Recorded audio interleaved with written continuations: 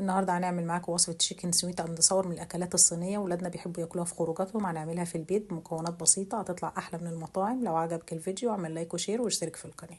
اول حاجه انا هنا مستعمله 3/4 كيلو من الصدور مع وراك بعد ما غسلناهم كويس. ممكن تستخدموا صدور بس او وراك بس. هنقطعهم تقطيع حجم عقله الصباع ونضيف عليهم بيضه مضروبه ونقلبها كويس. بعد كده هنجهز الكفر اللي هنحط فيه الفراخ. كوبايه من الدقيق، نص كوبايه من البقسماط، ربع كوبايه من النشا، نص معلقه ملح، نص معلقه فلفل. هنقلبهم كويس مع بعض. بعد كده هناخد كل كمية الفراخ وننزل بيها على الدقيق ونقلبها كويس عشان كل الفراخ تاخد كفر من الدقيق، ما يبقاش جزء فيه وجزء مفهوش. احنا هنا ما بنعملش للفراخ اي تتبيله ولا بنضيف اي توابل. كل الطعم اللي هتاخده في المرحله اللي هنحطها فيها في الصوص.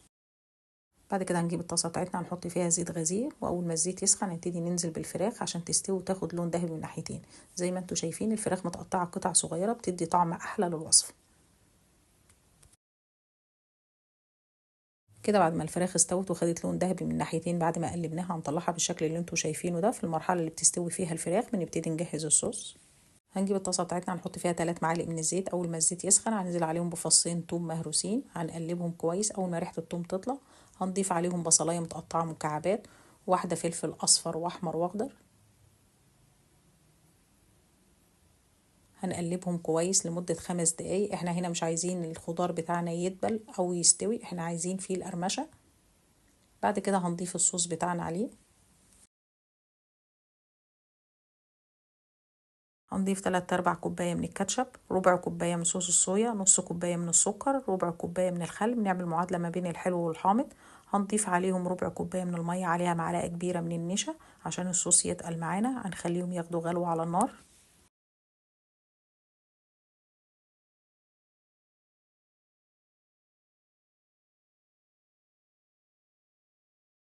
بعد كده هنضيف الفراخ بعد ما حمرناها ونقلبها تقليب خفيف من تحت لفوق عشان الفراخ تشرب من الصوص، لان هو ده اللي هيديها الطعم بالشكل اللي انتوا شايفينه ده.